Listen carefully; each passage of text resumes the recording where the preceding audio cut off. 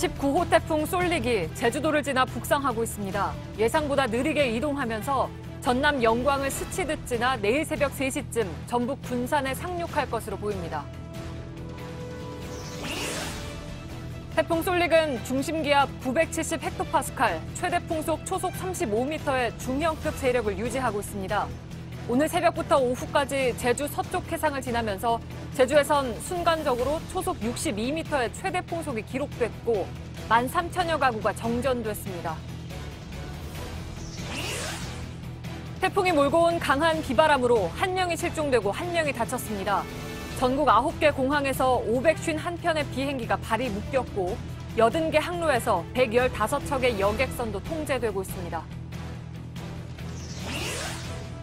태풍이 서울과 가장 가까워지는 시각은 내일 아침 9시쯤입니다. 출근길, 통학길 안전에 각별히 주의하셔야겠습니다.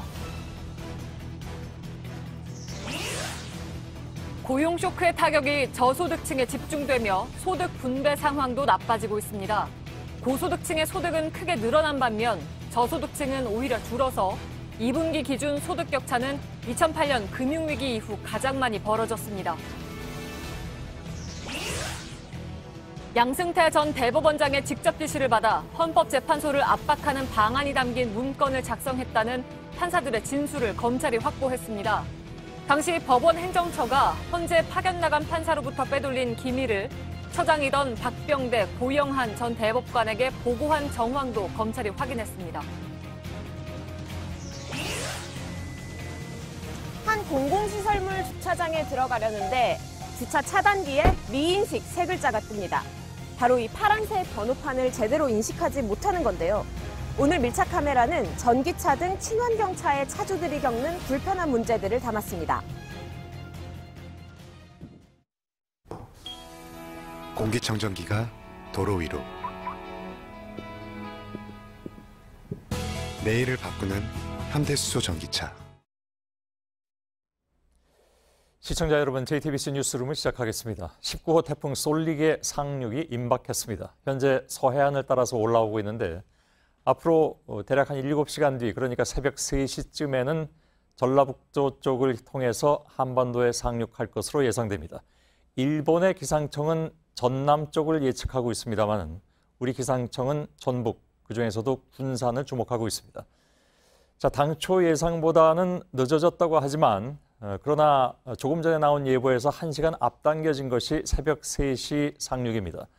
진로도 아래쪽으로 어제 예보보다는 좀 처져 있지만 여전히 태풍은 세력을 강하게 유지하고 있습니다. 이미 태풍이 훑고 지나간 제주도에서는 오늘 새벽에 초속 62m라는 기록적인 바람이 불기도 했습니다. 먼저 이상화 기자입니다. 태풍은 예상보다 훨씬 느리게 움직이며 진로도 자주 바뀌고 있습니다. 현재 목포 서해상을 지나고 있는 태풍은 내일 새벽 3시 전북 군산 또는 그보다 남쪽 해안으로 상륙할 전망입니다. 어제만 해도 충청남도 보령 부근에 상륙할 것으로 예상됐지만 한참 남쪽으로 내려갔습니다. 상륙한 태풍은 세종, 충주 등 충청 지역을 지납니다. 현재 예상대로면 서울과 가장 가까워지는 시점은 내일 오전 9시입니다. 이 시각 동남쪽으로 약 100km 떨어진 충주 부근을 지나갈 것으로 예상됩니다. 이후 오후 2시 강릉 부근을 지나 동해안으로 빠져나갈 가능성이 큽니다. 특이한 점은 태풍의 속도입니다.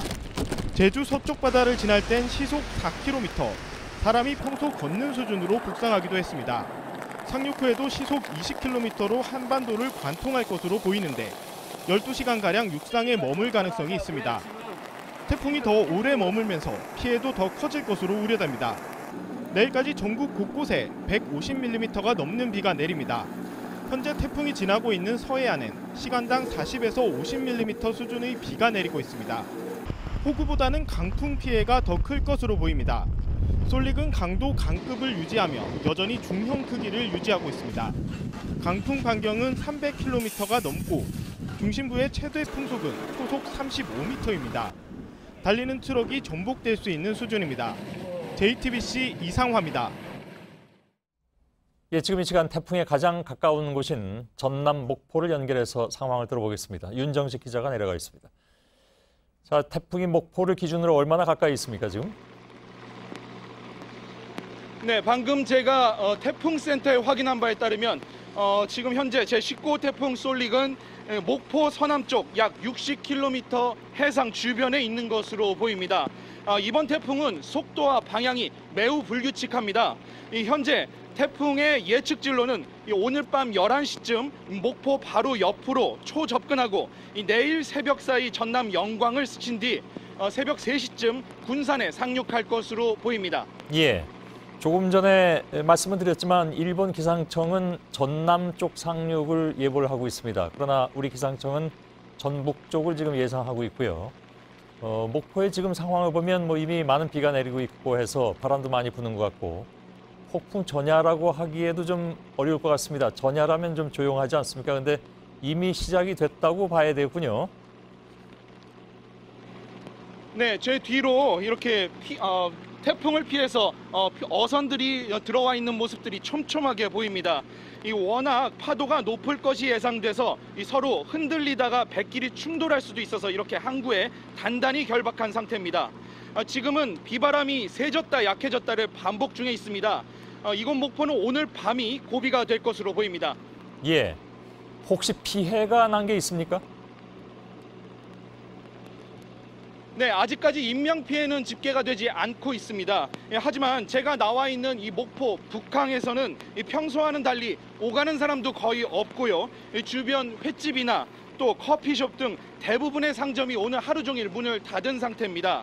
이 전남 완도와 보길도에서는 이 전복 가두리 양식장이 이 파도에 뒤집혀 육지 쪽으로 떠밀려 왔습니다.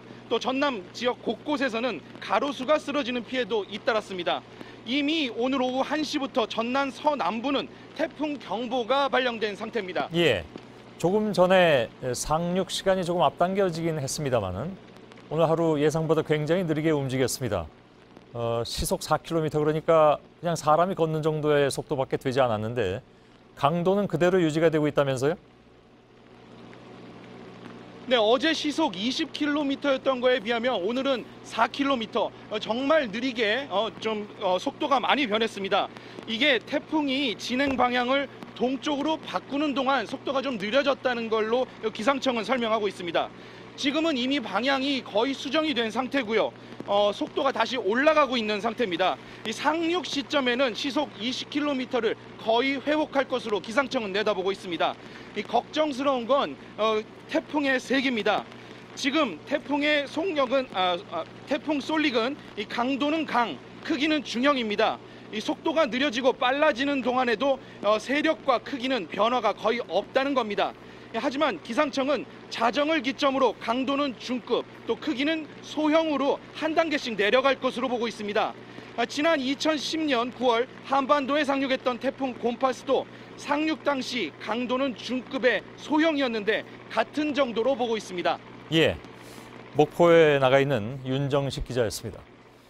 자, 여러 가지 예보가 좀 엇갈리고 있는 상황이기도 합니다. 지금 이 시간 현재까지도. 그만큼 이번 태풍은 유난스럽게 좀 예측하기가 어려운 그런 상황인데 일부 보도에 따르면 또 아까 말씀드린 대로 일본 쪽의 기상청의 예측은 오늘 새벽에 그러니까 제가 아까 3시쯤에 전북 지역으로 들어갈 것이라는 예보를 기상청의 예보에 따라서 전해드렸는데 일본 쪽의 예상은 그보다 좀 빠른 시간에 전남 영광 쪽을 향해서 올라갈 것이다 하는 그런 예측도 나와 있습니다. 이것은 저희가 잠시 후에 기상청을 연결하게 되면 우리 기상청의 보다 좀 확실한 입장, 그러니까 예측을 다시 한번 확인해서 전해드리도록 하겠습니다.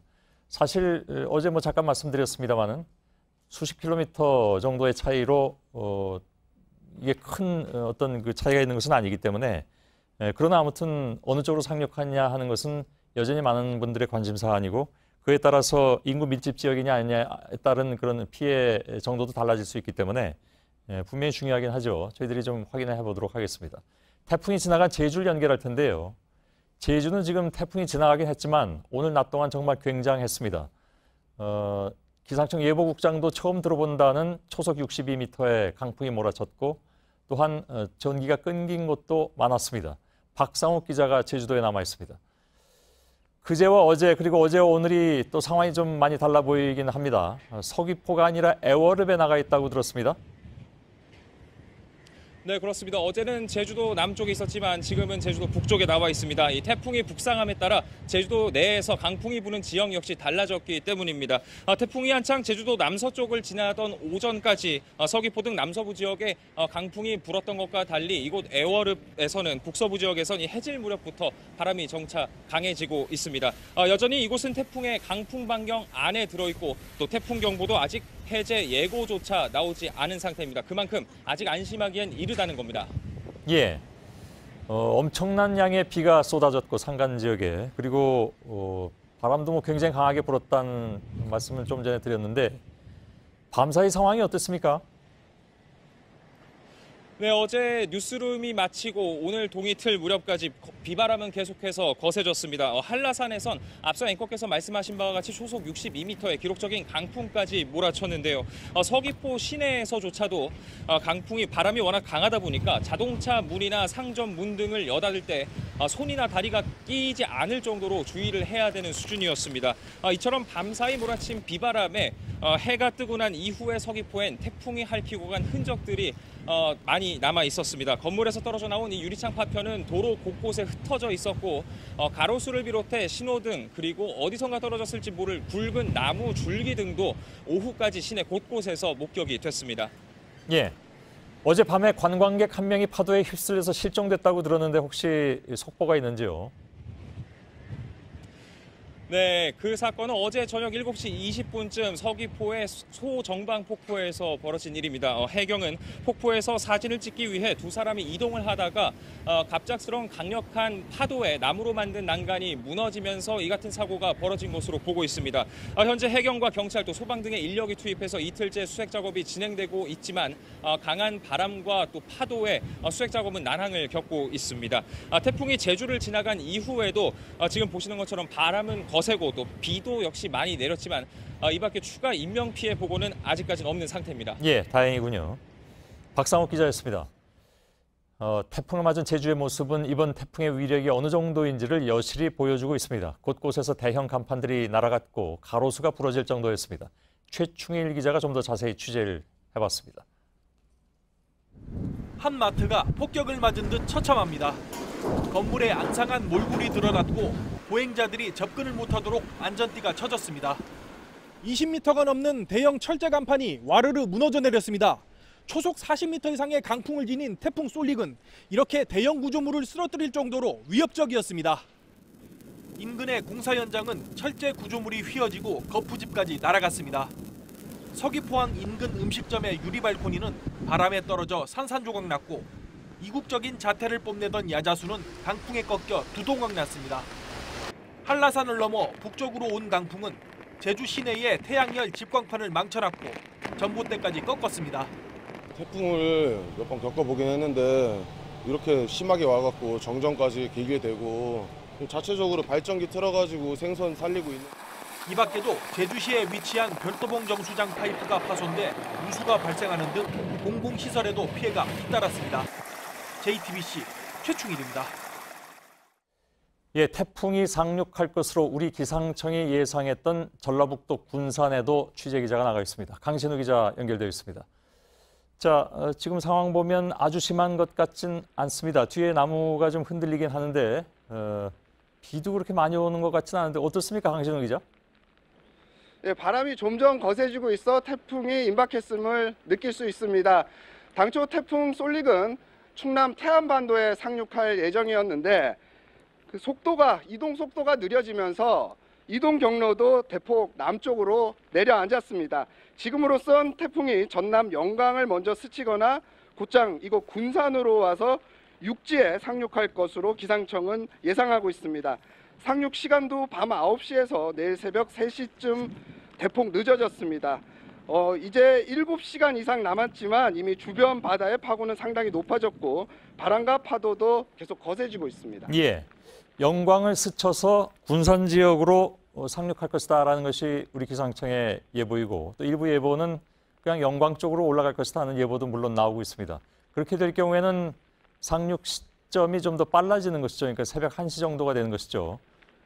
아무튼 좀 지켜봐야 될 문제인 것 같습니다. 우리가 계속 상륙 지점에 관심을 갖는 것은 역시 태풍의 진로에 따라서 피해 지역과 피해 규모가 달라지기 때문인데 변동 가능성이 또 있는 것으로 보입니까? 어떻습니까? 네, 아무래도 태풍 오른쪽이 피해 상황이 클 수밖에 없습니다.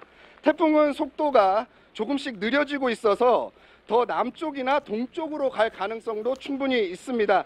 이곳에선 기상청 예보에 시시각각 귀를 기울이면서 상황을 주시하고 있습니다. 예, 알겠습니다. 군산 지역을 잠깐 연결해봤습니다. 강신호 기자였습니다.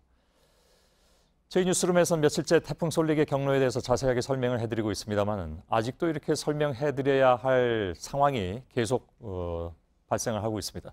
사회부 윤영탁 기자와 잠깐 좀 더 얘기 나누도록 하겠습니다. 경로는 왜 이렇게 자주 바뀔까요? 네, 일단 뭐 경로 얘기를 본격적으로 드리기 전에 먼저 지금 현재 상황을 다시 한번 정리를 간단하게 좀 해드리겠습니다. 현재 태풍은 목포 서남쪽 해상을 지나고 있습니다. 경로가 남쪽으로 이동하면서 사실 상륙 지점이 좀 애매해지긴 했습니다. 하지만 내일 오전 1시 정남 영광을 스쳐서 오전 3시에 군산에 상륙할 걸로 보고 있습니다. 2시간 뒤 대전 근처를 지나서 오전 9시엔 서울과 가장 가까워질 걸로 추정됩니다. 예. 오후 2시에 강릉을 통해서 한반도를 빠져나갈 전망입니다. 예, 그걸 이게 잠깐만 화면을 좀 두고 보면 그래서 이 차이인 것 같습니다. 그러니까 전남 영광을 스쳐가는 것을 상륙으로 볼 것이냐, 스쳐가는 것으로 볼 것이냐 하는 문제인 것 같은데. 네, 맞습니다. 예, 그 경로가 조금만 이렇게 좀 바뀐다 하더라도 그게 상륙으로 볼 수도 있고 스쳐가는 것으로도 볼 수가 있습니다. 네. 근데 현재까지 우리 기상청의 공식적인 입장은 그 최근해를 스쳐서 군산 쪽으로 상륙을 한다 이런 얘기잖아요. 네, 일단 저희가 이 그래픽을 통상 4시에 나오고 발표가 밤 10시에 나오는데요. 예. 오늘은 좀 일찍 상황이 좀 중요해서 7시에 나왔습니다. 예. 그때 상황에서는 말씀하신 대로 태풍 경로가 약간 남쪽으로 수정되면서 예. 불규칙한 그 해안선 때문에 어디를 상륙 지점으로 봐야 되는지 예. 문제가 좀 있었는데 7시 상황에서는 정남 영광을 윗부분을 좀 지나서 군산으로 들어간다고 하는데 저희는 본격적으로 한반도의 본토에 진입하는 시점을 군산으로 봐서 새벽 3시 군산을 상륙 시점으로 생각하고 있는 겁니다. 알겠습니다. 사실 이 정도는 그게 아주 중요하진 않을 수도 있습니다. 어차피 저쪽으로 올라오는 것이고 피해는 저쪽에서 많이 날 수가 있다는 그런 얘기니까 어제 오후에 일본 기상청이 경로를 확 틀었다는 소식을 전해드린 바 있는데 어제만 해도 너무 방향이 크게 바뀐 것 아닌가 싶었는데 결국 그 방향대로 가고 있는 거라고 봐야 되겠네요. 그럼? 네, 맞습니다. 일단 오늘도 먼저 오후 6시에 발표한 일본 기상청에 발표한 예상 경로를 먼저 살펴보시겠습니다. 어제보다 오히려 방향을 더 남쪽으로 꺾은 상황입니다. 이대로라면은 광주를 지나서 경북 울진 부근으로 지날 걸로 보입니다. 어제 일본 기상청이 경로를 수정한 뒤에 미국은 오늘 자정에 우리 기상청도 오늘 새벽부터 경로를 남쪽으로 수정했습니다. 예. 자, 그래서 뭐 현재까지로는 일본 기상청이 보다 좀 더 정확하게 예측을 했다. 뭐 그렇게 봐야 될 것 같긴 합니다. 아무튼 상륙은 초읽기에 들어가 있는데 아주 이례적으로 보이긴 합니다. 이렇게 경로가 수시로 바뀌는 것은. 월요일부터 저희들이 태풍 간의 상호작용, 그러니까 후지와라 효과가 나타날 수 있다고 말씀드렸는데 그렇게 봐야 됩니까? 아니면 우리 기상청은 그것이 후지와라 효과가 아니라 기압의 차이에서 생기는 것이다라고 설명을 하고 있는데 어떻게 봐야 될까요? 일단 태풍 간의 상호작용이 일어나면 태풍의 경로가 전혀 알 수 없는 방향으로 진행될 거다 이렇게 말씀을 계속 드려왔습니다. 상호작용이 일어났다고 단정할 수는 없는 상황입니다. 하지만 그런 일이 조금씩 일어나고 있는 것도 사실입니다. 태풍 시마론의 상황을 먼저 살펴볼 필요가 있는데요. 우선 시마론이 지금은 솔릭보다 더 센 태풍입니다. 오늘 오전 3시 기준으로 보면요. 시마론이 솔릭보다 중심기압도 더 낮고 최고 풍속도 더 빠릅니다. 가장 위력이 강했을 때의 세계는 두 태풍이 비슷했지만 시마론이 더 늦게 발생했기 때문입니다. 공교롭게도 두 태풍의 강도가 역전되는 시점에서 솔릭의 경로도 바뀌었고 속도도 더 느려졌습니다. 솔릭은 지금 전성기는 지난 상태라면서요? 네, 시마론도 전성기는 지났지만 발생이 늦게 됐기 때문에 좀 더 강하다. 더 강한 상태입니다. 그래서 이제 시마론이 솔릭을 당긴 것이 아니냐, 이른바 이제 후지와라 효과가 있는 것이 아니냐 하는 것인데 사실 이걸 따져보는 이유는 실제로 후지와라 효과가 일어났을 경우에 여러 가지 변칙적인 상황이 발생할 수 있기 때문에 더 우리가 조심을 해야 된다는 그런 상황이잖아요. 네, 맞습니다. 먼저 정리를 그동안 많이 해드렸는데 다시 한번 정리를 해드리면요. 이 상호작용은 두 태풍 간의 거리가 가까울수록 가능성이 더 높아집니다. 시마론은 이동 속도가 시속 40km 안팎으로 솔릭보다 몇 배는 더 빠릅니다. 아까 오늘 오전 3시 이미 시마론이 세기가 더 세졌다고 말씀을 드렸는데 거리를 저희 재보니까요. 900km도 채 안 됐습니다. 솔릭이 한반도에 상륙할 시점에는 시마론이 더 앞서 나갈 걸로 보이는데 이때는 800km도 채 되지 않습니다. 서울에 근접할 때도 두 태풍 간의 거리는 870km 정도입니다. 이 후지와라 효과가 통상 1000에서 1200km 내에서 일어날 가능성이 높은 걸로 알려져 있습니다. 예, 그렇다면 뭐 가능성이 그만큼 보이는 거군요. 기상청은 정확하게 뭐라고 설명을 합니까?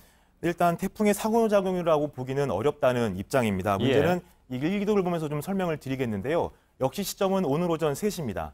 기상청은 세력이 커진 시마론이 북태평양 고기압을 계속 자극해서 오른쪽으로, 그러니까 동쪽으로 밀었고 이 과정에서 모양이 찌그러지면서 솔릭이 그 가장자리로 이동하면서 급격하게 경로가 바뀌었다 이렇게 설명을 하고 있습니다. 예, 북태평양 고기압은 어제까지만 해도 저희 한반도 안으로 들어와 있었는데 끝부분이 이제는 시마론 때문에 밀려나 있는 동쪽으로 그런 상황이군요. 네, 마침 북태평양 고기압도 힘이 좀 빠진 상태인데 시마론이 강도가 세서 밀어내고 있다고 이렇게 설명하고 있습니다. 예, 자 그러면 어떤 일이 있을 것으로 예상을 해야 될까요? 후지와라니 뭐니 다 감안을 해본다면. 네, 일단 모두 상호작용이 일어난다는 가정하에 한번 이야기를 해보겠습니다. 예. 지난 2012년 태풍 댄빈과 볼라벤의 사례가 실제로 있었던 만큼 이번에도 시마론이 솔릭을 밀어낼 가능성이 가장 높다고 볼 수 있습니다. 예. 이렇게 되면 솔릭이 서해상으로 잠시 빠질 수도 있지만 편서풍 때라서 다시 동쪽으로 돌아올 수밖에 없습니다. 예. 한반도 상공에서 일어난다면 솔릭이 한반도에 2번 상륙하는 일이 벌어질 수도 있습니다. 예. 가능성은 크지 않지만 합쳐질 수도 있는데요. 육상을 지나면서 솔릭의 세력이 크게 약해지기 때문에 시마론과 합쳐질 수 있다는 겁니다. 만약 이런 일이 벌어진다고 해도 동해상으로 빠져나갈 것으로 보이기 때문에 한반도에 큰 영향은 없을 것으로 보입니다. 예. 자, 누차 말씀드리지만 이건 어디까지나 예측이고 뭐 확률을 지금 따질 수는 없지만 이런 일이 있을 수도 있다라는 것은 미리 알고 있는 것은 중요하기 때문에 저희들이 이 부분을 좀 짚어드렸습니다. 예, 윤영탁 기자였습니다. 자, 이번 태풍이 움직인 경로가 이전과는 워낙 달라서 기상청도 당황할 정도로 가는데 기상청 나가 있는 취재기자를 연결해서 좀 더 자세한 내용을 좀 들어봐야 될 것 같습니다. 유한울 기자가 나가 있습니다. 유한울 기자, 19호 태풍 솔릭 매우 더디게 움직이고 있습니다. 사람이 걷는 속도 정도밖에 되지 않는다면서요? 4km 속도. 네, 오늘 낮 12시 시속 4km까지 떨어졌습니다. 성인 남성이 평소에 걷는 수준입니다. 원래 제주도 인근 해상을 지날 때만 해도 시속 16km로 제법 빨랐습니다. 하지만 제주도 부근을 지나면서 시속 7km로 떨어지더니 그 다음엔 더 속도를 늦춰서 시속 4km까지 떨어진 겁니다. 예. 자, 기상청 나가 있는 유한울 기자를 연결하면서 이 질문을 하려고 했습니다. 왜냐하면 아까부터 이 문제가 지금 나와서 기상청의 공식 입장이 어떤 겁니까? 그러니까 제가 말씀드릴 때 큰 의미가 이제는 없을 수도 있다고는 했지만 기록으로 놓고 볼 때는 분명히 중요한 문제여서 또 실제로 어느 정도 피해가 날 것인지를 예측하는 데도 중요한 문제이기 때문에 새벽 1시에 영광 쪽으로 들어가는 것이 맞습니까? 새벽 3시에 군산 쪽으로 들어가는 것이 맞습니까? 기상청의 입장은 공식 예보는 뭔가요? 네, 이 태풍의 현재 상황을 시시각각 모니터링하고 있는 국가태풍센터 쪽에 제가 직접 물어봤습니다. 예. 그랬더니 이 태풍 솔릭이 우리나라의 사선으로 비껴 들어올 예정이라고 합니다. 그 때문에 이 명확한 지점, 도시를 이 국가태풍센터 또 기상청도 현재 명시하지 못하고 있는 상황인데요. 그 대신 호남 서해안 전역이 이 태풍 영향권에 있는 만큼 이 지역에서는 모두 단단히 대비를 해야 한다는 게 기상청의 입장입니다. 예. 그렇습니다. 뭐 아까도 말씀드린 것처럼 뭐 불과 수십 킬로 혹은 뭐 그보다 조금 더 된다 하더라도 상륙이 어디로 되는 것이냐가 지금 단계에선 아주 중요하진 않을 수는 있죠. 왜냐하면 다 영향권에 있는 것이니까 그렇게 이해를 하도록 하겠습니다.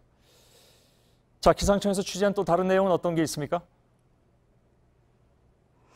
네, 계속해서 이 태풍 솔릭의 속도가 이렇게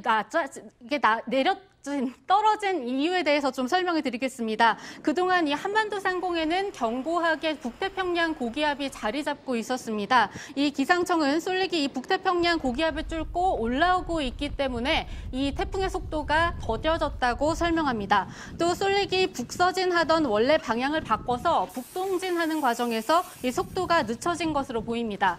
여기에 바로 앞에서도 설명드린 이 제20호 태풍 시마론의 후지와라 효과 때문이라는 주장도 일부에서 나오고 있는데요. 하지만 이 시마론이 쏠릭에 영향을 주기에는 줄 사이의 거리가 너무 멀다라는 반론이 벌써부터 나오고 있습니다. 따라서 추후에 좀 더 면밀히 분석할 현상이라고 기상청은 밝혔습니다. 예, 그것도 내용이 좀 엇갈리는군요. 아까 윤영탁 기자 얘기로는 충분히 가까운 거리다라는 그런 분석이 있었는데 또 한편에서는 또 다른 반론도 나오고 있는 모양입니다. 그만큼 뭐 기상 상황이라는 것은 예측하기 좀 어려운 것일 테니까요. 유한울 기자가 기상청에서 전해드렸습니다. 쏠릭이 올라오고 있는 서해 쪽은 바닷물이 가장 많이 밀려오는 만조대와 겹쳐서 우려가 큽니다. 태풍의 영향력과 바닷물이 상승작용을 일으켜서 침수 피해 등을 키우지 않을까 하는 걱정이죠. 2010년 태풍 곤파스가 왔을 때 큰 타격을 입었던 안산 대부도에 이상엽 기자가 다녀왔습니다.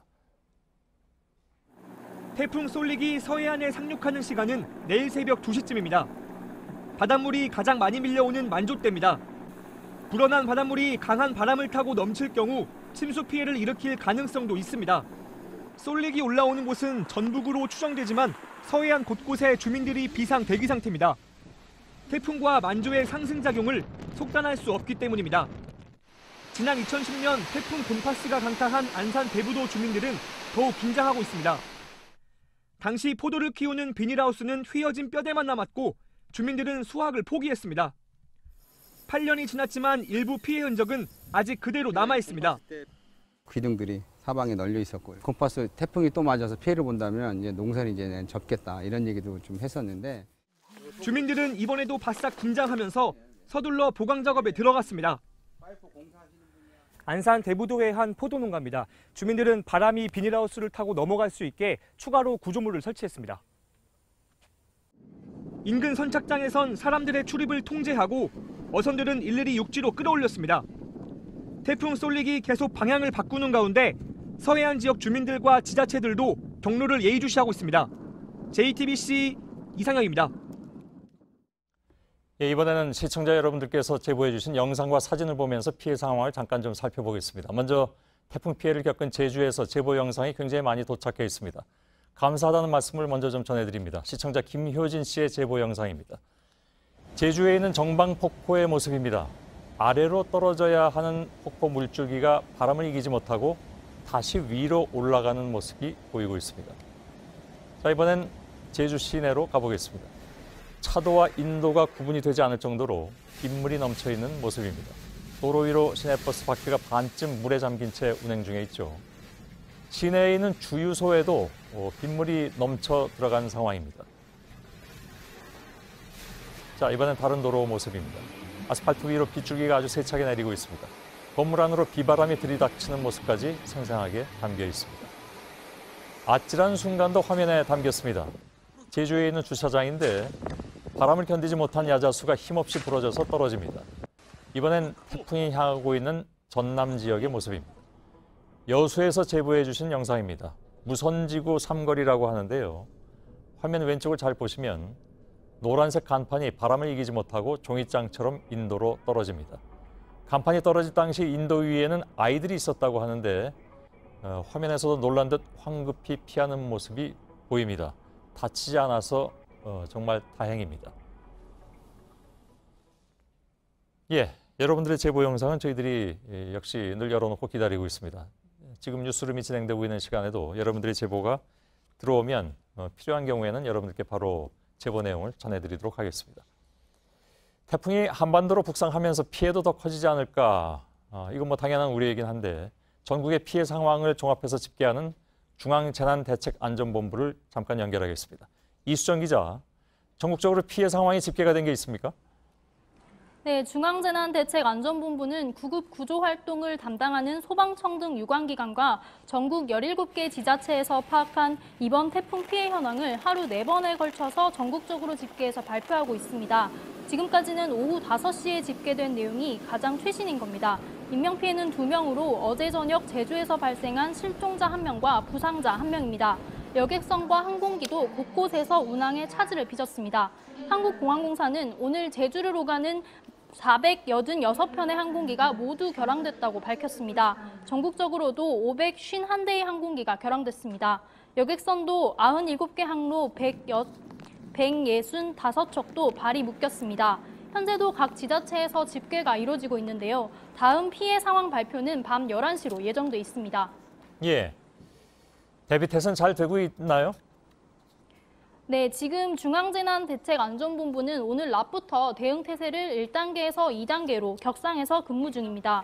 중대본 2단계 발령은 중대본이 태풍 같은 자연재해에 대해서 내릴 수 있는 가장 높은 조치입니다. 태풍 경보가 내려져 있고 대규모 피해가 예상될 때 내려지는 조치인데요.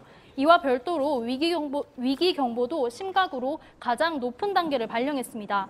따라서 합동 근무에 참여하는 기관이 기존의 교육부와 해수부 등에서 국방부와 복지부로도 확대됐습니다. 행정안전부는 태풍이 북상하면서 추가 피해가 발생하는 것에 따라서 대응 체제에 참여하는 유관기관을 더 늘릴 수 있다고 밝혔습니다. 예, 중앙재난대책안전본부의 이수정 기자가 전해드렸습니다. 항공편은 말씀드린 대로 오늘 하루 동안만 551편이 결항되고 있습니다. 무더기 결항은 내일까지 이어질 전망입니다. 요금은 환불된다지만 모처럼의 여행길은 포기해야 하는 상황입니다. 전다빈 기자입니다. 김포공항 곳곳에 결항편을 알리는 안내문이 붙여져 있고 예약자들은 카운터에서 결항 확인서를 받습니다. 많이 난감하죠. 6월부터 준비했어요. 제주도에서 이제 일본에서 오는 친구들과 함께 이제 만나려고 했는데 그 방법이 없어요. 네, 근데 내일 것도 지금 다 티켓이 다 없어요.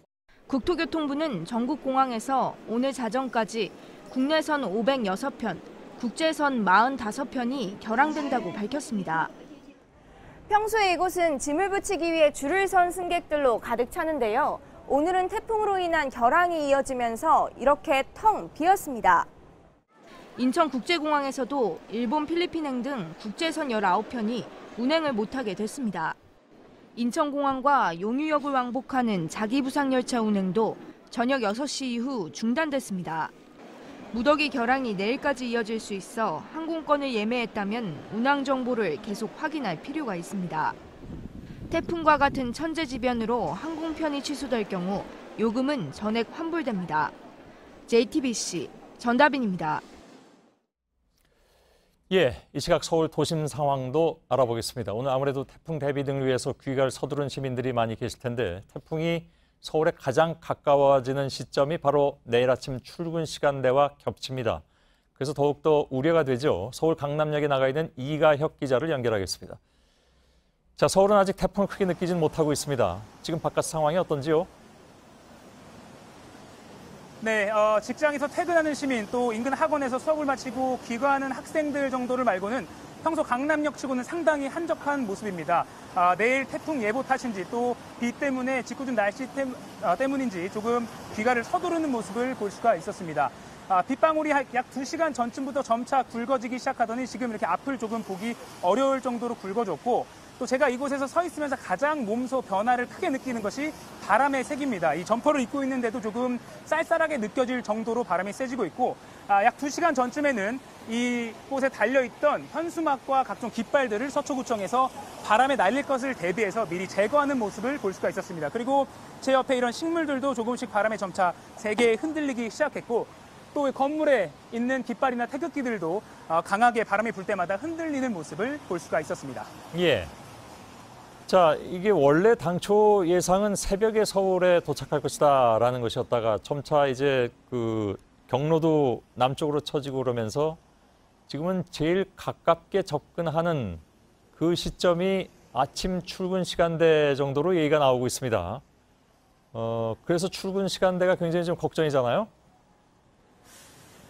그렇습니다. 태풍 쏠릭이 서울에 가장 가까이 접근할 것이라고 예측되는 시각이 조금 상황에 따라서 변하고는 있지만 현재까지 가장 정확한 추정은 내일 아침 9시입니다. 이 시각에 서울에서 동남쪽으로 100km 떨어진 지점까지 태풍 쏠릭이 접근을 합니다. 그러니까 최소 내일 이른 새벽부터는 비바람이 수도권과 서울에 강하게 불어 닥친다 이렇게 예상을 하면 되는데 걱정되는 것이 말씀하신 대로 출근길과 등굣길입니다. 비도 많이 오겠지만 거센 바람이 가장 걱정입니다. 보통 풍속이 초당 20m를 넘어가면 약한 나뭇가지가 쉽게 꺾이고 사람에게 피해를 줄 수 있다 이렇게 예측이 되는데 지금 예측이 나온 것을 보면 내일 최대 순간 풍속이 초당 40m까지도 예상이 되고 있습니다.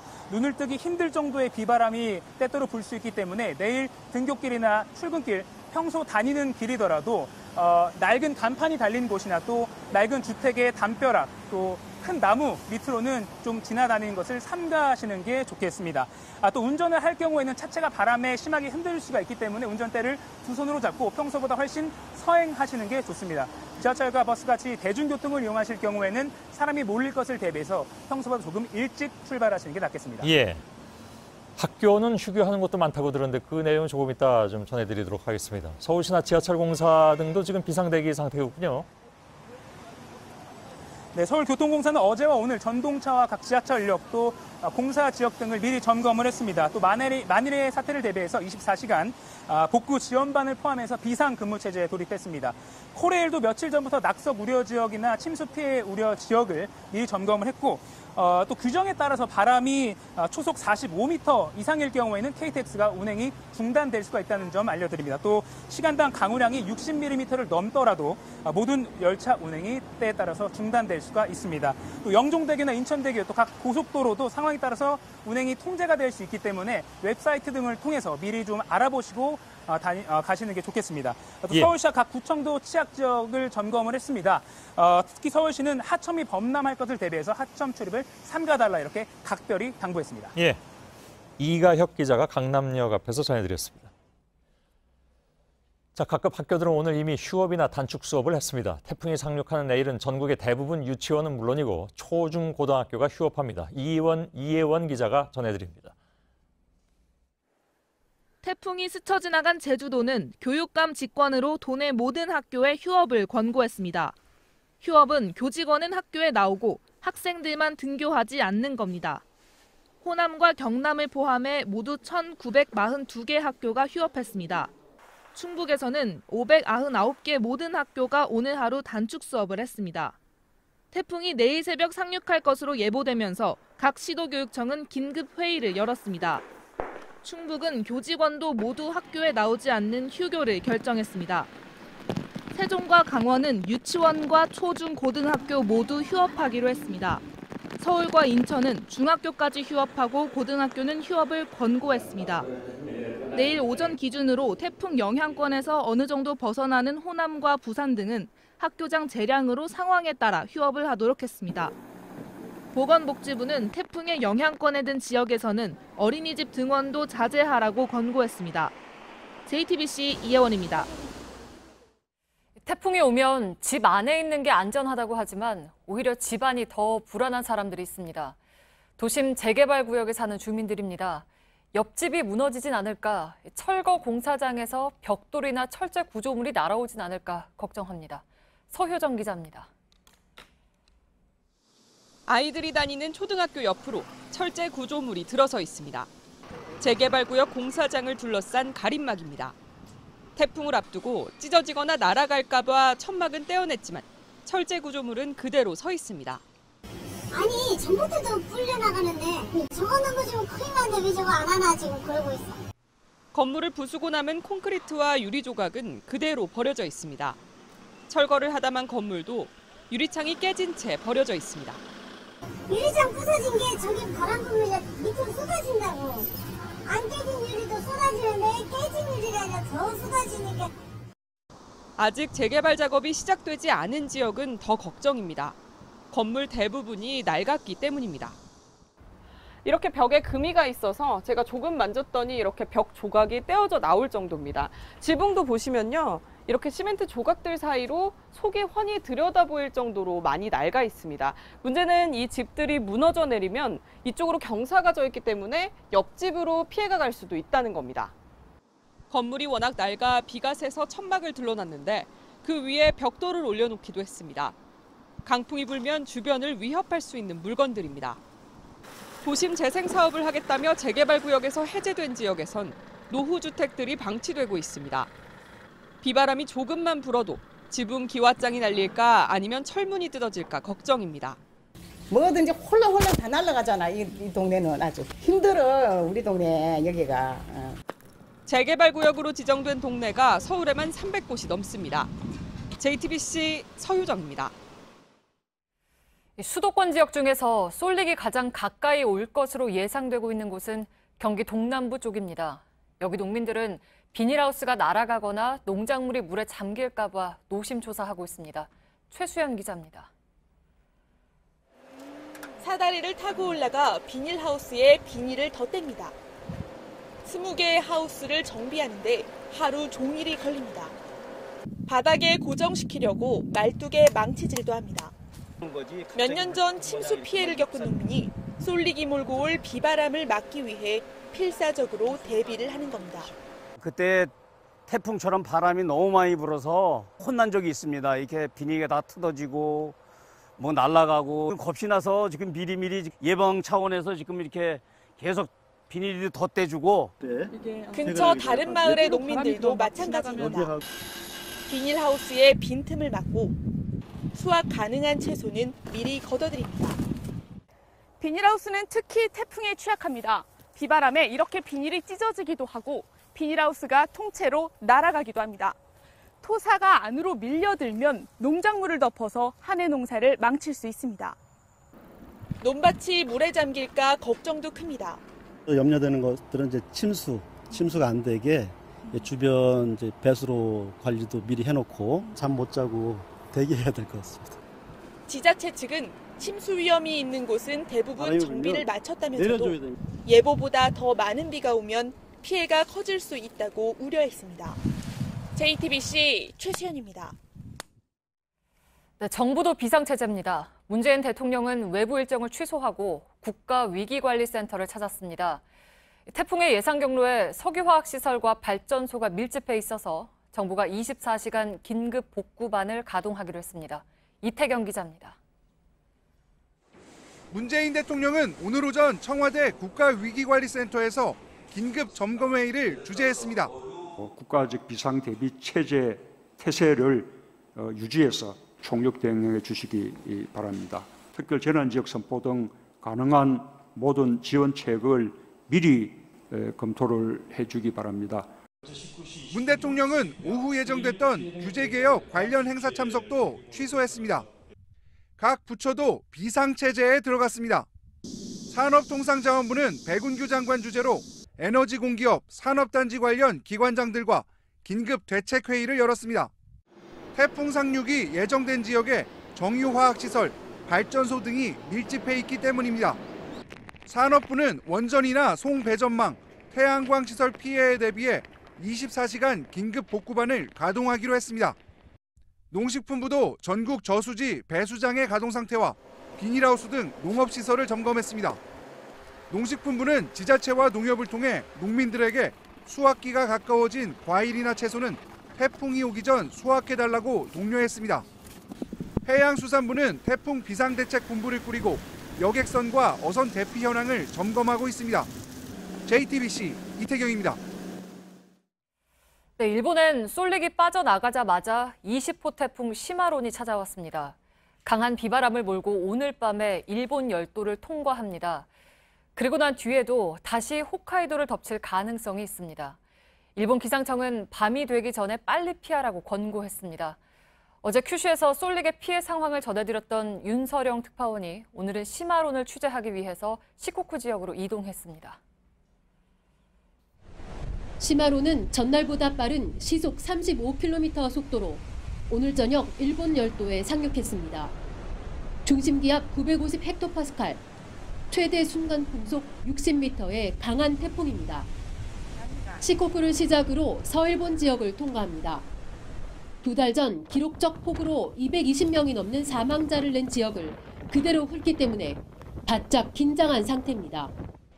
태풍 시마론이 들어오는 길목인 시코쿠 도쿠시마 시내입니다. 6시가 지나면서 빗줄기가 굵어지기 시작했는데요. 바람도 점차 거세지고 있습니다. 상점들은 일찌감치 문을 닫고 비 피해에 대비하고 있습니다. 일본 기상청은 위험해질 때까지 기다리지 말고 어두워지기 전에 대피를 서두르라고 권고했습니다. 시코쿠와 긴키 지역 등에서는 곳곳에서 열차 운행이 중단됐고 항공과 선박의 발이 묶였습니다. 今、南駅に到着した列車で運転見合わせとなりました。で、運転の見通しはまだ今現在立ってないような状況です。 밤사이 시즈오카에선 10m가 넘는 파도에 대학생 3명이 휩쓸려 실종됐습니다. 무게 400kg의 동상도 태풍을 피해 잠시 대피했습니다. 지역에 따라 내일 낮까지 600에서 1000밀리의 호우가 예상됩니다. 시마로는 경로를 동쪽으로 틀어 25일쯤 홋카이도에 재상륙할 가능성도 경고됐습니다. 시코쿠 도쿠시마에서 JTBC 윤서령입니다. 예, 이산가족 상봉을 위해서 제주도에서부터 온 100살의 할머니는 과연 가족을 잘 만날 수 있을까? 70년 만에 만남을 방해하는 것은 예상치 못한 태풍입니다. 내일 금강산으로 떠나기 위해서 속초에 모인 이산가족들도 태풍 때문에 일정에 차질이 생길까 마음을 졸이고 있습니다.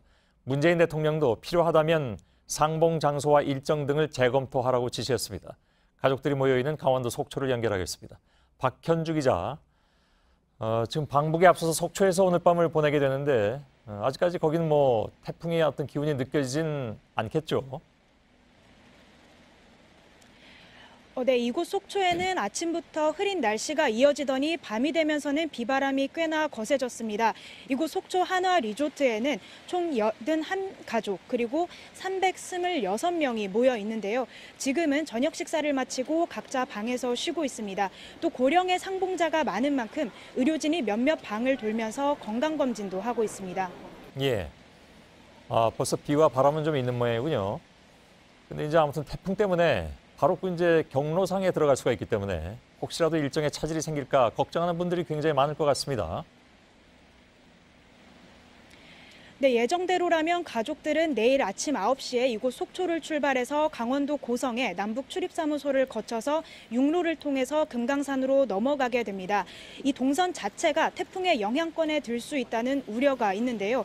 또 금강산에 도착한 이후에도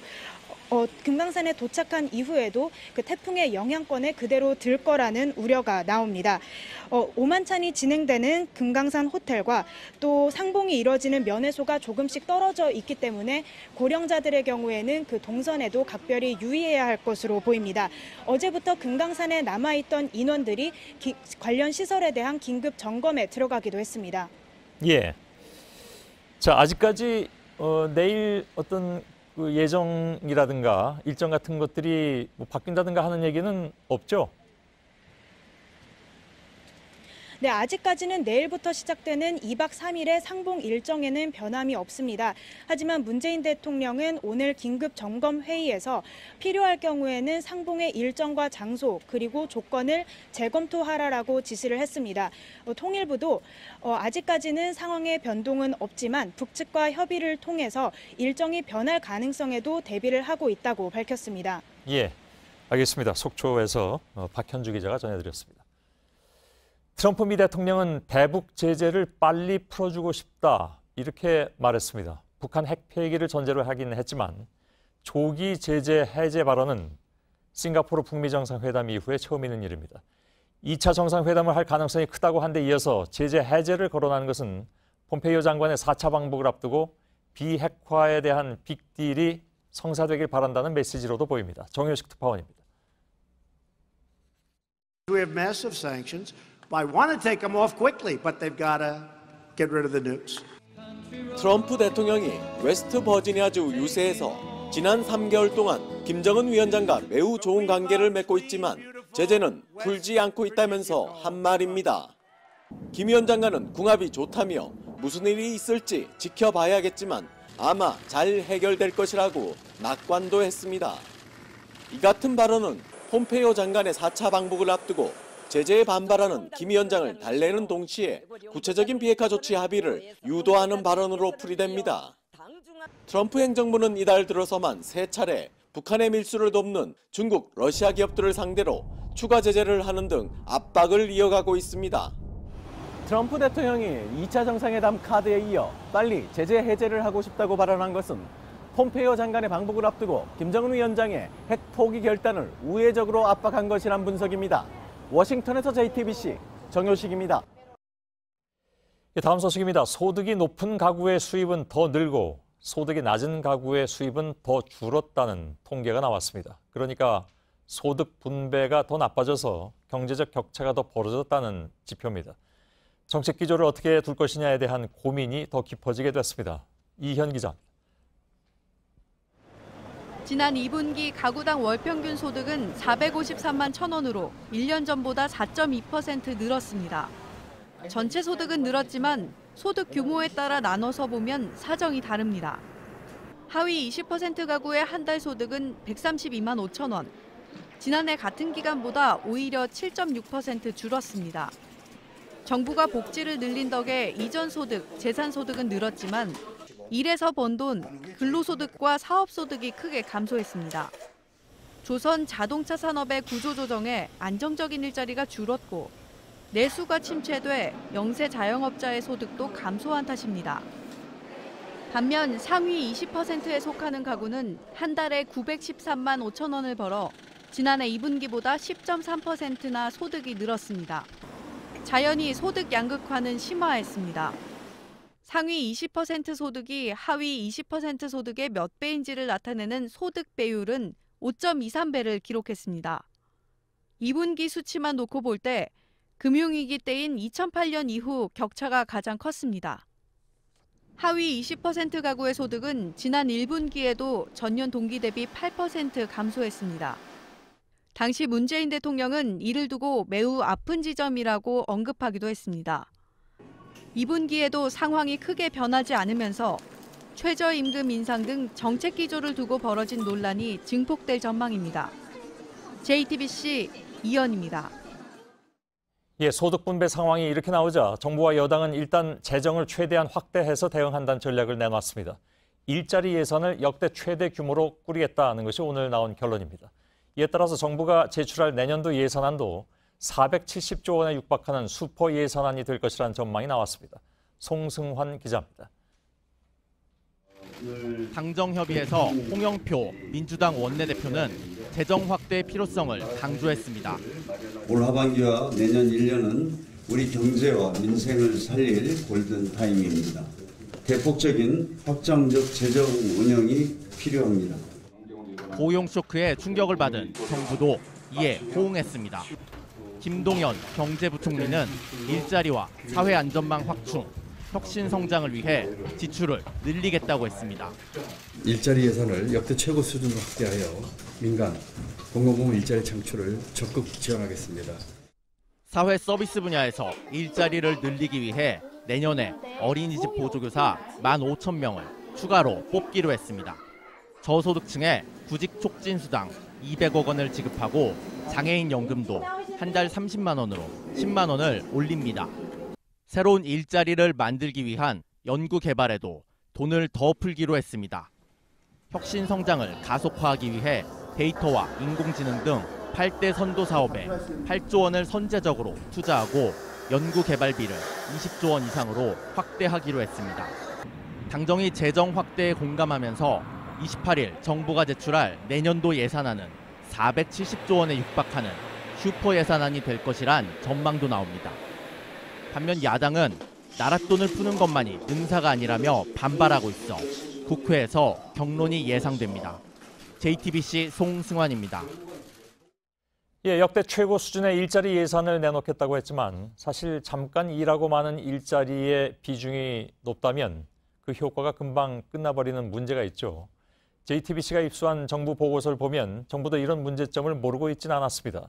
정종문 기자입니다. 도로 옆 화단을 정리하거나 제방의 잡초를 뽑는 공공근로. 이런 직접 일자리 사업에 올해 배정됐던 예산은 3조 2천억 원이었습니다. 지난달 31일 국무회의에 제출된 고용노동부의 일자리 관련 보고서는 직접 일자리 사업의 문제점을 조목조목 짚었습니다. 직접 일자리 사업은 취업이 어려운 사람들에게 일시적으로 일자리를 준 뒤 민간 일자리를 구하도록 유도하는 것이 목표입니다. 그런데 청년들의 경우 절반 가까이가 정부의 직접 일자리를 다시 찾았습니다. 원래 취업 취약계층이 대상이지만 취약계층이 아닌 사람들의 참여 비율이 60%가 넘었습니다. 담당 부서에서 사람 뽑기 편하다는 것이 이유였습니다. 내년 일자리 예산은 역대 최고 수준이 될 전망입니다. 정부는 사업의 질도 신경 쓰겠다고 밝혔습니다. 재정이 적극적인 역할을 하면서 또 한편으로는 재정 사업의 질을 높이는 데도 최대한 신경을 쓰겠습니다. 하지만 실질적인 일자리 늘리기 와는 거리가 있는 직접 일자리 예산은 20%가 넘게 늘어날 전망입니다. JTBC 정종문입니다. 노동자 9명을 숨지게 한 인천 남동공단에서 난 불은 전기 배선 문제 때문이었던 것으로 확인됐습니다. 화재에 취약한 내부 자재는 불을 키웠고 스프링클러는 불이 나고 50분이 지나서야 작동했습니다. 김민관 기자입니다. 경찰과 소방당국이 이틀에 걸친 합동감식 결과를 내놨습니다. 처음 불이 난 지점은 공장 건물 4층 검사실과 식당 사이 복도 천장이 아닌 4층 화물용 엘리베이터 앞 사무실 천장인 것으로 확인됐습니다. 이곳은 최초 발화점으로 추정된 복도 천장에서 20m가량 떨어진 지점입니다. 스프링클러는 화재 발생 50분이 지난 뒤에야 물을 뿌린 사실도 드러났습니다. 경찰은 스프링클러 밸브와 화재 감지기는 이상이 없는 것으로 파악됐다며 곧바로 작동하지 않은 이유를 분석하고 있습니다. 특히 짧은 시간에 많은 사상자가 난 건 불에 약한 내부 자재를 썼기 때문으로 조사됐습니다. 벽이나 천장은 이제 샌드위치 패널로 시공이 되어 있고 천장 상부 부분 철근 구조물은 우레탄 폼으로 도포가 되어 있는 걸 확인을 했습니다. 화재에 상당히 취약합니다. 경찰과 소방당국은 현장 감식을 추가로 진행하고 공장 건물에 전기가 공급되면 스프링클러를 작동해보는 실험도 할 계획입니다. JTBC 김민관입니다. 사법농단 의혹을 수사하는 검찰의 칼끝이 정점인 양승태 전 대법원장을 향하고 있습니다. 헌법재판소를 압박하는 방안이 담긴 문건은 양승태 전 대법원장이 지시해서 만들었다는 판사들의 진술을 검찰이 확보한 것으로 저희 취재 결과 확인됐습니다. 한민용 기자입니다. 법원행정처는 2015년 10월 헌법재판소 관련 비상적 대처 방안 검토라는 문건을 만들었습니다. 이 문건은 헌재에 파견 나간 판사로부터 헌재 소장과 관련된 풍문을 수집하는 등 헌재에 대한 압박 방안이 담겼습니다. 그런데 최근 검찰이 여러 명의 판사들로부터 양승태 전 대법원장의 직접 지시로 해당 문건을 만들었다는 진술을 확보한 것으로 JTBC 취재 결과 확인됐습니다. 검찰은 또 헌재에서 파견 근무하던 최모 부장판사가 빼돌린 기밀 사항을 활용해 작성된 문건도 확보했습니다. 여기엔 대법원과 이해관계가 걸려있는 헌재의 사건들에 대한 진행 경과가 정리돼 있는데 당시 행정처장이던 박병대 고영한 전 대법관에게 보고한 정황도 확인했습니다. 2015년 9월엔 헌재 주요 심리사건 경과보고란 문건을 작성해 박병대 전 처장에게, 또 2016년 2월엔 새로 취임한 고영한 전 처장에게 보고했다는 겁니다. 윗선으로 수사를 넓혀가고 있는 검찰은 오늘 행정처 핵심 인물이던 이규진 부장판사도 소환해 조사하고 있습니다. 한없이 참담하고 부끄럽습니다. 하지만 검찰에 출석해서 진술을 하게 된 이상 아는 대로 그리고 사실대로 진술할 생각입니다. 이 부장판사의 진술에 따라 윗선을 향한 검찰 수사도 급물살을 탈 것으로 보입니다. JTBC 한민용입니다. 이번 주 서울의 아파트값이 7달 만에 가장 큰 폭으로 올랐습니다. 박원순 서울시장이 여의도와 용산을 개발하겠다고 발표한 뒤 이들 지역의 아파트값이 오르기 시작했고 결국 전방위로 번진 겁니다. 정부는 투기 지역을 추가로 지정하는 등의 대책을 내놓겠다고 했습니다. 송지혜 기자입니다. 김동연 경제부총리는 오늘 오후 김현미 국토부 장관, 김수현 청와대 사회수석 등과 긴급회의를 열고 부동산 시장 안정 대책을 논의했습니다. 이 자리에서 정부는 투기 지역을 추가로 지정하는 방안 등을 빠른 시일 내 검토해 발표하기로 했습니다. 정부가 추가 조치를 예고하고 나선 건 아파트값 상승세가 서울 전역으로 번지면서입니다. 이번 주 서울 아파트값은 0.37% 올랐는데 7개월 만에 가장 큰 폭입니다. 동작구가 0.8%로 가장 많이 올랐고 강동, 양천, 강서, 영등포구 등도 0.5% 넘게 올랐습니다. 서울 아파트값은 지난달 박원순 서울시장이 여의도와 용산 통합개발 구상을 내놓은 이후 뛰기 시작했습니다. 상승세는 지난주 인근 마포, 양천구로 번지더니 이제 서울 전역으로 확산하는 흐름입니다. 반포가 오르니까 그 가격을 따라서 흑석동도 올라가는 거예요. 한강이 보이는 쪽은 현재 17억, 그다음에 한강이 보이지 않는 곳은 16억의 호가가 지금 나옵니다. 영등포구와 용산구, 강남구 등은 이미 투기 지역으로 묶여 있습니다. 추가 지정 가능성이 높은 곳으론 종로구와 중구, 동대문구, 동작구 등이 거론됩니다. 투기 지역이 되면 양도세 부담이 커지고 주택담보대출도 세대당 한 건으로 제한됩니다. JTBC 송지혜입니다. 대형 허리케인이 다가오고 있는 미국 하와이는 지금 바짝 긴장하고 있습니다. 초속 64m의 강풍이 불고 있습니다. 진주만의 미군과 잠수함도 대피했습니다. 이한주 기자입니다. 우주에서 바라본 태평양 하와이 일대입니다. 거대한 비구름 속에 대형 허리케인의 눈이 또렷이 보입니다. 최고 시속 230km의 강풍을 동반한 허리케인 레인이 하와이 남동쪽 약 250km 해상까지 진출했습니다. 최고 등급인 5등급을 오르내릴 정도로 위력적입니다.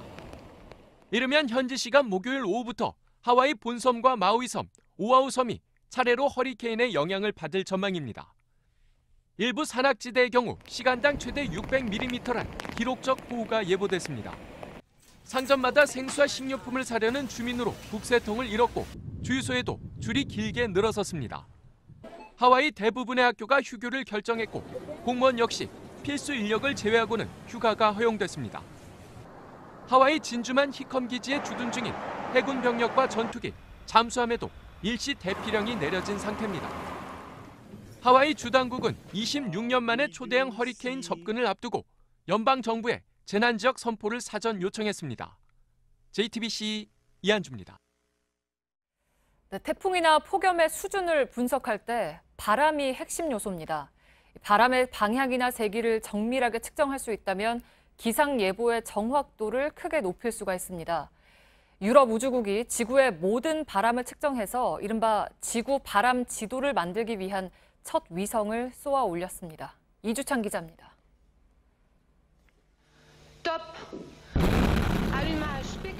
유럽 우주국 ESA가 남미 기아나의 발사장에서 인공위성 아이올로스를 우주로 쏘아 올렸습니다. 아이올로스는 그리스 신화에 나오는 바람의 신 이름을 땄습니다. 이름에 걸맞게 지구 표면에서 부는 바람에 대한 지도를 만들기 위한 첫 위성입니다. 바람 지도는 온도와 습도 등 기상 요소의 상호작용을 연구하는 핵심 자료로 기대를 모읍니다. Occasionally the weather is extreme. If we have extreme storms, and it's very important that we warn people about this in advance. 바람 측정에는 위성에서 발사한 강력한 레이저 빔이 사용됩니다. 움직이는 공기 입자에 반사돼 돌아온 정보를 분석하는 것이 핵심 기술입니다. 기존 관측용 기구와 달리 지상에서 320km 높이에 이르는 다양한 고도의 측정이 가능합니다. 아이올로스는 3년 동안 지구에 포괄적인 바람 지도를 보내올 예정입니다. 대기 순환 분석의 정확도가 높아져 열대지방 기상 예보가 약 15%가량 나아질 것으로 분석됐습니다. JTBC 이주찬입니다. 고은 시인의 성추행 의혹을 제기했다가 손해배상 소송을 당한 최영미 시인이 기자회견을 열고 모든 것을 걸고 싸우겠다고 했습니다. 또 민족 문학의 수장이란 후광이 오래된 범죄 행위를 가려왔다며 이 재판은 그의 장례식이 될 것이라고 주장했습니다. 시민사회 단체들이 모여 만든 미투 시민행동은 고은 시인에게 소송을 멈추고 반성하라고 했습니다. 경찰이 과천살인범 변경석 씨의 신상을 공개하기로 했습니다. 변 씨의 사진을 언론에 제공하진 않고 변 씨가 언론에 노출될 때 얼굴을 가리지 않는 소극적인 방식으로 공개하겠다는 계획입니다. 변 씨는 자신이 운영하는 노래방에서 말다툼을 벌인 손님을 살해한 뒤 시신을 훼손해 유기한 혐의로 구속됐습니다. 개에 물려 전치 3주 진단을 받은 초등학생에게 개 주인이 5,300만 원을 배상하란 판결이 나왔습니다. 2015년 부모와 산책을 하던 A양은 개에게 얼굴과 가슴 등을 물렸습니다. 법원은 개 주인이 입마개를 채우지 않는 등 안전관리에 소홀했다고 판단했습니다. 또 자녀가 개 옆에 다가가지 않도록 주의를 기울여야 했다며 A양 부모의 책임도 일부 인정했습니다. 하반기 대기업의 신입공채 규모가 지난해보다 15%가량 늘어날 것으로 조사됐습니다. 잡코리아가 주요 대기업 208곳을 조사한 결과 51%가 하반기 대조 신입공채에 나설 거라고 밝혔습니다. 또 채용 일정은 9월과 10월에 집중돼 있습니다.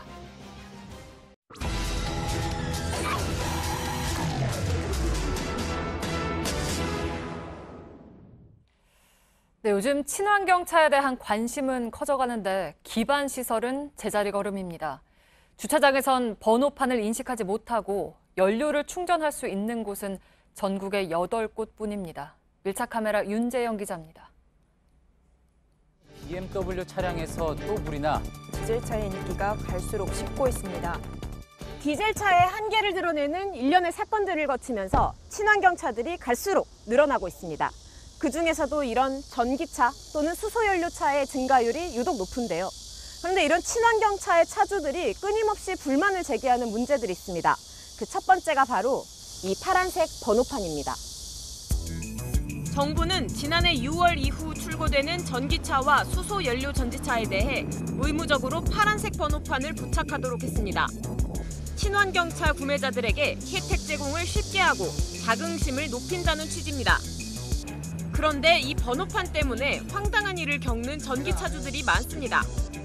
가장 큰 건 곳곳의 주차 차단기가 이 번호판을 제대로 인식하지 못한다는 겁니다. 종합병원이었거든요.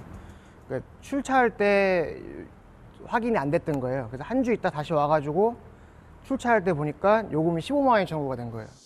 취재진은 직접 전기차를 운전해 이를 확인해봤습니다. 앞에 보이는 곳은 서울의 한 공공시설물 주차장 입구인데요. 한번 진입을 시도해보겠습니다.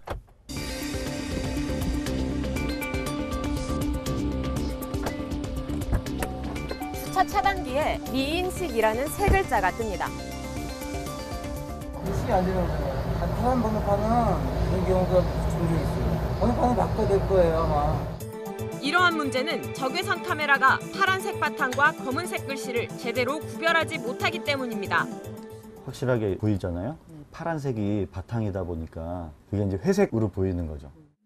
허라는 글씨를 하라고 인식하는 등 오류도 잦습니다. 심지어 번호판을 개조했다며 경찰에 고발된 차주도 있습니다. 번호판 스프레이가 부러진 건으로 이제 고발이 들어와서 경찰서 연락처를 가르쳐 줄 테니 전화해보라. 민원이 빗발치지만 국토교통부는 방도가 없다는 입장입니다. 전체적으로 좀 친환경적인 느낌, 카메라 업체가 이제 전국적으로 난립을 하고 작은 업체도 많지 않습니까? 우리 거기서 프로그램을 고정해주고 튜닝하는 방법이 최선인데. 친환경 차량 운전자들의 불만은 번호판만이 아닙니다. 전기차 충전소가 설치된 한 마트 주차장입니다. 이렇게 초록색으로 색칠된 두 곳이 전기차 전용 주차구역인데요. 보다시피 일반 차량이 주차돼 있습니다. 다른 지하 주차장도 비슷합니다. 거기 보면은 일반 차들 많이 대고 해가지고 그냥 있거든요. 충전할 수 있는 자리를 놓고 전기차 주인들 사이 갈등도 비일비재합니다. 해가 지날수록 차 수요가 갑자기 늘어나면은 충전 시설이 지금도 좀 불편한 상태인데. 최근 주목받고 있는 수소연료 전지차의 충전 시설은 더 열악합니다. 전국에 설치된 수소차 충전소는 8곳, 서울엔 2곳입니다. 나중에 이제 늘어나면 그때 난리가 나겠죠. 미리 빨리 확충을 해놔야죠. 정부가 친환경차 확산뿐만 아니라 관련 인프라도 함께 넓혀야 한다는 지적이 나옵니다. 가장 반복적인 대답은 수소 충전소를 설치했을 때 민원의 문제, 예산 편성의 문제, 그리고 관련된 규제가 지금 복잡하다. 가까운 중국은 일부 도시의 대중교통을 모두 전기차로 바꿨고 일본은 거의 100곳에 달하는 수소차 충전소를 보유하고 있습니다. 모두 미래를 내다보고 정부가 적극적으로 투자한 결과입니다. 한국도 친환경차 확산을 위해 보다 노력할 필요가 있겠습니다. 밀착 카메라 윤재영입니다. 태양이 위대한 건 무한해서만이 아니라 깨끗해서만이 아니라 누구에게나 공평한 에너지이기 때문입니다. 서해의 작은 섬 죽도는 한화의 해피 선샤인과 함께 친환경 에너지로 흘러서는 에너지 자립섬이 되었습니다. 햇살을 나눠 내일을 키웁니다. 한화. 예, 시청자 여러분, JTBC 뉴스룸을 이어가겠습니다. 태풍 소식 때문에 오늘 특보로 전해드리고 있어서 그동안에 전해드렸던 각종 코너는 오늘 생략하도록 하겠습니다. 자, 태풍과 관련해서는 지금 두 가지의 새로운 소식이 들어와 있습니다. 우선 하나는 상륙 지역이 전남 지역으로 좁혀졌습니다. 그중에서도 전남 쪽의 북부 쪽으로 좁혀진 그런 상태입니다. 다시 말하면 군산 쪽 상륙은 지금 아닌 것으로 얘기가 나오고 있고, 또 한 가지는 속도가 빨라졌습니다. 그러니까 저희가 저희 뉴스 시작할 때 사람이 걷는 속도, 그러니까 시속 한 4km 정도의 속도로 매우 느리게 접근하고 있다고 말씀드렸는데, 지금 목포 쪽에서 들어온 소식은 아까 목포 60km 바깥에 해상에 있다고 했는데 1시간이 지난 지금 40km 바깥에 있는 것으로 보이고 있습니다. 그래서 지금 속도가 시속 한 15 내지 20km 정도로 굉장히 빨라졌다는 그런 변화가 있습니다. 지금부터 하나하나 확인을 좀 해드리겠습니다. 지금 전남 목포 옆 해상을 여전히 지나고 있는데 1시간 전과 상황이 얼마나 달라졌는지 취재기자를 연결하겠습니다. 윤정식 기자, 말씀드린 대로 아까 1시간 전에 약 60km 떨어져 있다고 말씀드렸는데 지금은 더 가까워졌다면서요? 네, 좀 더 다가왔습니다. 기상청은 지금 제19호 태풍 쏠릭이 이 목포 기점으로 서남쪽 약 40km 해상까지 다가온 것으로 보고 있습니다. 1시간 만에 20km가량을 움직인 겁니다. 아까 말씀하셨던 대로 오늘 남만 하더라도 4에서 8km, 시속 4에서 8km의 속도였던 이 태풍인데 현재는 시속 23km로 추정되고 있습니다. 기상청이 현재까지 내놓은 태풍의 예상 진로는 오늘 밤 11시쯤 이 목포 바로 옆으로 초접근한 뒤 이 전남 영광과 변산반도 등을 스치고 전남 쪽으로 상륙하는 것으로 현재까지는 예측되고 있습니다. 예, 조금 이따가 기상청 연결해서 마저 좀 확인을 해드리도록 하겠습니다. 실제로 비바람이 아까보다 더 세진 것 같습니까? 네, 오늘 목포에 내린 비는 지금까지 내린 강수량만 110mm입니다. 여기에 지금도 시간당 30mm의 비가 쏟아지고 있습니다. 시간이 가면 갈수록 빗줄기는 점점 더 거세지고 있습니다. 이 바람도 시간당 15m로 불고 있는데, 초속 15m로 불고 있는데요. 이 태풍이 다가올수록 특히 바람이 거세지는 게 확실하게 느껴지고 있습니다. 제 뒤로 태풍을 피해 항구에 정박한 어선들이 보입니다. 상당수 배가 이렇게 불을 밝히고 있고요. 이 안에는 어민들이 타고 있습니다. 혹시 높은 파도에 배끼리 서로 부딪힐 수도 있어서 어민들이 직접 그 상황에 대비하기 위해 뜬 눈으로 밤을 지샌다고 합니다. 예, 알겠습니다. 아직 커다란 피해는 보고되지 않고 있는 것으로 알고 있는데, 물론 다행스럽게 인명피해도 없고요. 좀 더 거기서 좀 지켜봐 주길 바라겠습니다. 윤정식 기자가 목포항에서 전해드렸습니다. 자, 목포를 지나면 태풍은 서해안을 따라 올라오다가 육지로 올라오게 되는데, 지금으로선 전남 영광 쪽, 그리고 혹시 또 모르면 그보다 위쪽 전라북도 쪽으로 치우칠 가능성이 없지 않아 있습니다만은, 현재까지 기상청이 내놓은 것은 전라남도 지역, 그중에서도 약간 북쪽에 치우친 지역으로 상륙 지점을 예측하고 있습니다만은, 군산에 나가 있는 강신우 기자 잠깐 좀 연결하도록 하겠습니다. 강신우 기자, 지금 군산은 원래 상륙 지역으로 예측이 됐다가 조금 전부터 상황이 바뀌어서 지금 상륙 지역은 아닐 가능성이 높은 것으로 나오고 있습니다. 하지만 가까이 가면서 점점 더 태풍 기온은 느껴질 것 같은데 지금 상황이 어떻습니까? 네, 1시간 전보다 파도가 매우 높아졌습니다. 그리고 보시는 것처럼 비바람도 거세게 몰아치고 있습니다. 이곳 군산 비흥안 근처에서 새만금 방조제가 시작되고 방조제 끝에서 부안의 변산반도에 닿게 됩니다. 기상청에서는 전남 영광으로 아까 말씀드렸던 것처럼 태풍이 상륙할 것으로 보고 있습니다. 지금까지는 전북 지역에는 50mm 안팎의 비가 내렸고요. 내일까지 많은 곳에 150mm 이상의 비가 내릴 것으로 보입니다. 예. 자, 바람은 점점 이렇게 강해지고 있고 만조 시간이 겹치는 것이 이제 우려가 되는데 어떻습니까, 실제로? 네, 이번 태풍은 비뿐만 아니라 바람도 매우 거세게 몰아치고 있습니다.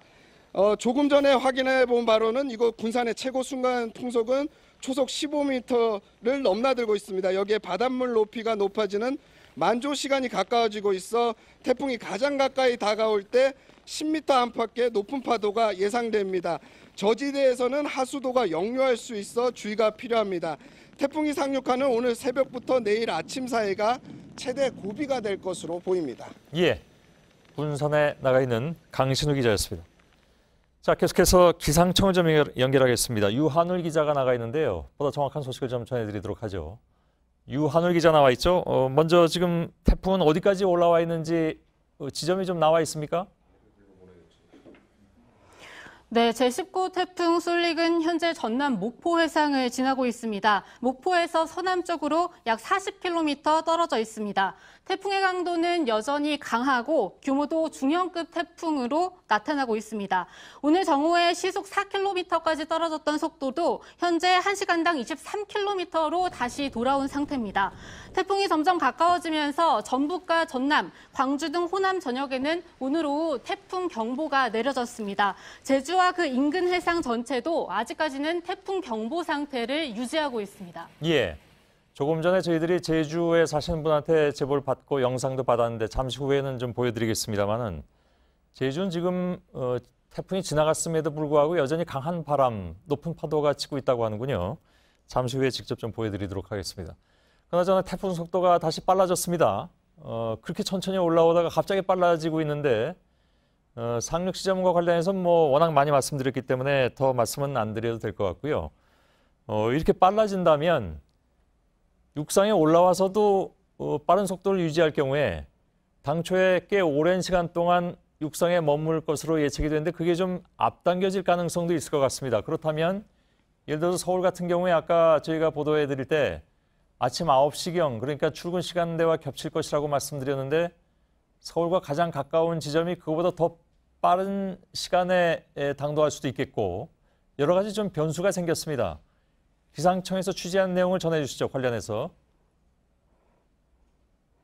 네, 지금까지 상륙 지점으로 꽤 여러 군데가 언급이 됐었는데요. 그런데 기상청이 잠시 뒤 공식적으로 상륙 지점을 조금 더 남쪽으로 조정할 예정인 것으로 취재됐습니다. 지금 전남 해안 정도로 이야기가 되고 있습니다.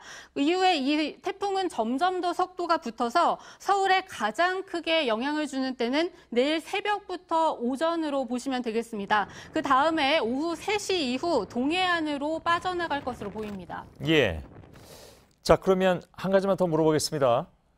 속도도 좀 빨라지고 좀 남쪽으로 조정이 됐다면 수도권으로부터는 아무래도 조금 더 멀어질 거 아니겠습니까? 맞습니까? 그거에 대해서는 조금 더 자세히 취재해봐야겠지만 제가 아까 잠시 기상청 관계자한테 물어본 바에 따르면 그렇게 육상 내에서의 그러니까 북상을 하거나 상륙 뒤에 경로가 크게 바뀌지는 않는 것으로 지금까지 파악되고 있습니다. 그렇습니까? 알겠습니다. 여전히 수도권이든 어디든 내일 아침에 좀 조심을 많이 해야 될 것 같고 특히 새벽 일찍 태풍이 상륙하는 곳에서는 각별히 좀 유의를 하셔야 될 것 같습니다. 유한울 기자가 기상청에서 전해드렸습니다. 조금 전에 제가 말씀드린 제주도에 사시는 김영원 씨, 제주 성산 일출봉 앞에서 다이빙숍을 운영하시는 분인데 직접 찍은 영상을 보내오셨는데 우선 그 영상을 좀 보여드리겠습니다. 예, 성산 일출봉이 보이고 뭐 엄청난 파도가 지금 강한 바람과 함께 들이닥치고 있는 그런 상황입니다. 이게 그렇게 오래된 영상이 아니고 바로 조금 전에 9시에 찍은 오후 9시가 맞습니까? 예, 오후 9시 한 18분 정도 전에 찍은 사진, 그림인데 그러니까 이 얘기는 제주도가 지금 태풍의 영향권에서 완전히 벗어난 것이 아니라는 얘기죠. 그러니까 경보가 아직도 발효 중에 있다는 것이 그것을 얘기해 주는 그런 상황인데요. 지금 김영원 씨의 말씀에 따르면 오히려 낮보다 더 비바람이 심해지는 것 같다. 이런 얘기를 전해 오셨습니다. 혹시 잠깐 연결이 됩니까? 잠깐만 연결하고 끝내도록 하겠습니다. 여보세요? 여보세요? 예, 안녕하십니까. 영상 잘 받았습니다. 네네. 예. 운영 중인 다이빙샵 벽이 한 3m 정도 무너졌다고 들었습니다. 네, 옆에 저희 샵의 직접적인 벽은 아니고요. 예. 옆에 있는 벽이 조금 무너졌습니다. 아, 그렇습니까? 낮보다 네네. 오히려 심해졌다고 하는데 그게 맞습니까? 낮에는 동쪽에서 바람이 불었고요. 예. 정심때 정도에는 남풍이 불었고 지금은 남서풍이 불면서 예. 실제 이 성산 항 안에 있는 보트들은 항 안에 파도가 일고 있습니다. 지금. 예. 태풍의 이동에 따라서 풍향이 조금씩 바뀌어가는 그런 상황인 것 같습니다. 역시 좀 제주의 뭐 바람이 뭐 굉장하군요. 저희들이 잘 보고 이것도 오늘 찍은 그림이신 모양이네요. 네, 9시 정도에 저희. 이건 다른 그림이고 아까 저희들이 보여드린 그 내용인데 걱정되시는 게 그 관광객분들이 이렇게 파도가 막 넘어오는데 여전히 사진을 찍고 계시다는 얘기였습니다. 실제로 그랬습니까? 네, 지금 여기 이제 성산 일출봉 주변에 광치기 해변이라고 그 4.3 사건 유적지가 있는데요. 그쪽에서 성산 일출봉을 이렇게 관람하기가 위치가 좋습니다. 주차장도 좋고. 근데 아직 그 파도가 쳐서 거기를 넘나드는데 파도를 찍으시려고 그러시는 건지 모르겠는데 관광객들이 광치기 주차장에 차량을 주차를 하고 그쪽에서 또 사진 촬영을 하고 있는데 파도가 쳐서 지금 넘치고 있는데도 계속 촬영을 하고 있습니다. 조심하셔야 되는데 지금 뭐 이 영상만 보더라도 굉장히 위험해 보이는데 이 관광객 여러분들이 사실 지금 뭐 배도 끊기고 비행기도 끊기고 아무데도 못 가시고 지금 제주도에 갇혀 있는 상황이긴 합니다만은 더욱더 그래서 좀 조심을 하셔야 될 것 같습니다. 아직 제주도도 태풍은 끝나지 않았습니다. 김영원 씨 고맙습니다. 네, 감사합니다. 오늘 뉴스 특보로 전해드렸습니다. 태풍 이제 내일 새벽에 고비가 될 것 같은데 정말 조심하셔야 될 것 같고요. 저희들은 오늘 여기서 인사를 좀 드리도록 하겠습니다. 여러분 고맙습니다.